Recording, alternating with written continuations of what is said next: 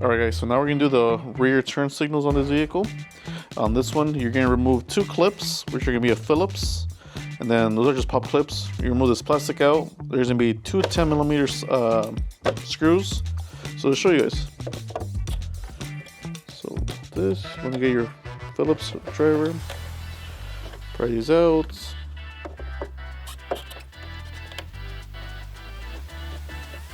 These are very sensitive, just be careful, you don't want to break them. And then you just want to pretty much pry this off.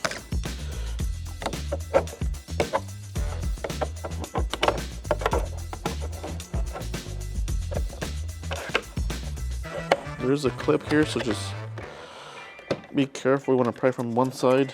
Eventually it'll pop out. There you go. Comes off. From there you have these two 10s. You can use a 10mm or you can use a Phillips.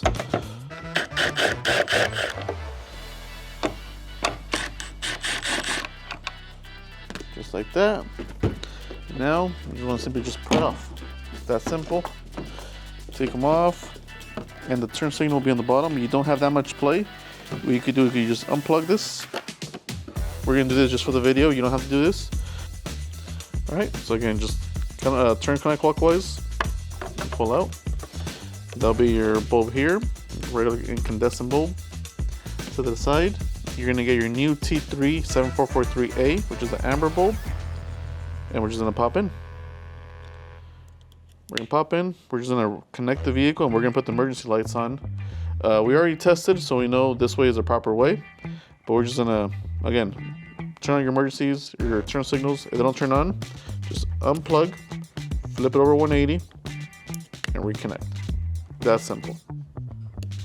But we know this other way was correct.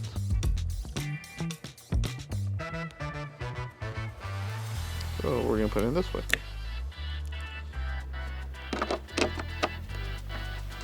Once you do all this, all you have to do is put it back together, and you're done. Again, you just repeat the same steps that we just did. We're gonna line them up. Make sure this clip goes in there. The bottom clip lines up. Push those two in. Put the two 10mm on. And once you have the two 10s tightened, you put your cover back on. Make sure you put the two clips on the side. That'll prevent from this falling off. Yeah, that pretty much sums up the install.